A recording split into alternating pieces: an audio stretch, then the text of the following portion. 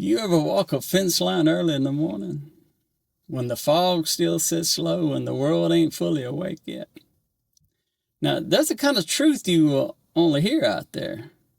I remember a stretch of pasture once, old fence post leaning like a tired man, wire sagging, ground tore up where the cattle kept pushing through.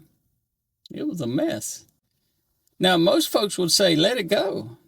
Ain't worth fixing. Or maybe, when that fence straightens up, then I'll help it. You've heard that, haven't you? Yeah. But the farmer didn't talk like that. He walked right into the mud, knelt down in the broken place, pulled the wire tight, reset the post, drove it deep again. Not because the fence earned it, not because the pasture behaved, but because it belonged to him. Now, Romans 5:8 says, God shows his love for us in this. While we were still sinners, Christ died for us.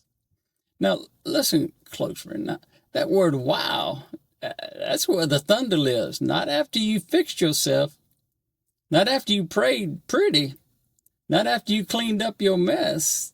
Wow, that's where the thunder lives. Yeah, that's where the thunder lives. God loved you in the dust. Now, some folks think the gospel says, fix yourself, then come. But Calvary says, come, and I'll fix what you cannot. You don't earn the cross. You don't graduate into grace. You don't make yourself lovable. Some people think you must. But love moves first.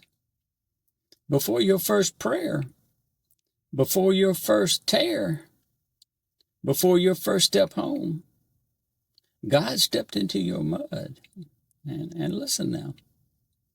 The cross ain't a reward for the righteous. It's a rescue for the ruined. It's God saying, I see you broken, and I'm not walking away. I've seen men try to outrun their past. I have. I've seen guilt hang on to the soul like wet denim. Seen shame bend a man lower than a storm. But Romans 5:8, it stands like an old oak in hard wind. God loved you. Wow. You were still a sinner. Not the cleaned up version, not the future version. You, as you were. And months later, that same pasture, fence standing straight, wire holding firm, cattle safe inside the boundary. Not because the fence fixed itself, but because someone loved it enough to kneel in the broken place. And friend, that's the cross. You may still feel weathered, still remember where you cracked, still see the splinters in your story, but hear me now. God didn't wait for you to stand strong before he loved you. He loved you while you were falling apart. And because of that love, the broken can stand, the guilty can breathe, and the wanderer can come home. He can come home. Romans 5:8 is loved in the dust, saved by grace, held forever. Held